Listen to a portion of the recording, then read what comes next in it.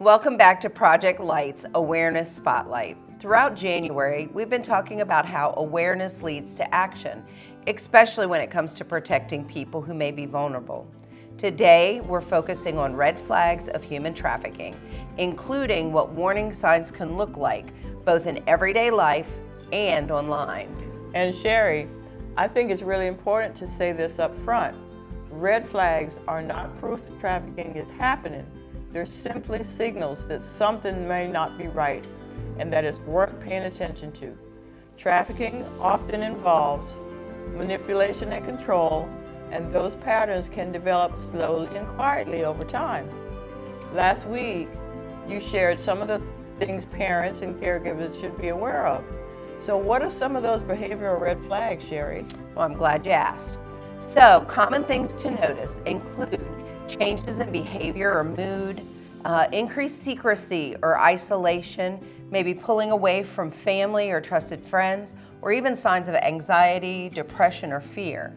None of these automatically mean exploitation is happening, but they do mean it's time to slow down, check in, and listen. Sherry, I remember being young and not wanting to be questioned about everything or everyone that you were associated with. But you're right. When patterns start changing, parents and caregivers really do need to take notice. What do you think some of those online red flags are, Sherry? Well, online grooming exploitation can look a little bit different. It might include new relationships with unknown adults, pressure to keep conversations or friendships secret. Maybe there's requests for photos, videos, or other personal information. Or there might be gifts like in-game purchases or favors from someone they've never met. Another red flag is pressure to move conversations off of a public platform to a private one, or maybe even to meet in person. If a young person suddenly becomes very protective of their devices, they delete messages, or they get defensive about online activity, that is worth paying attention to. So, if someone is concerned, what should they do?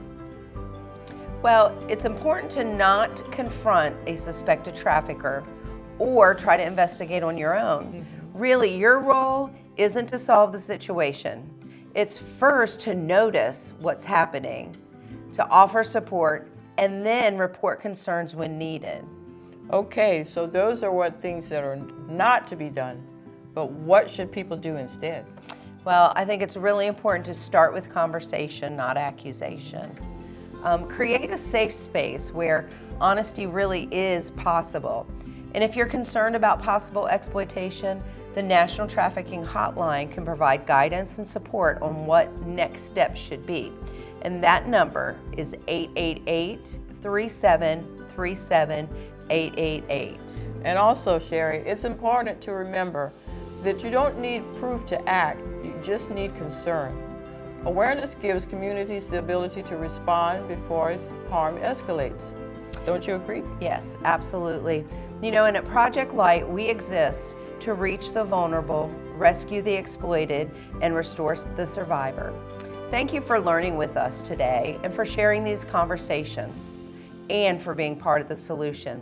If this content was helpful, liking and sharing truly helps it reach the people who need it the most.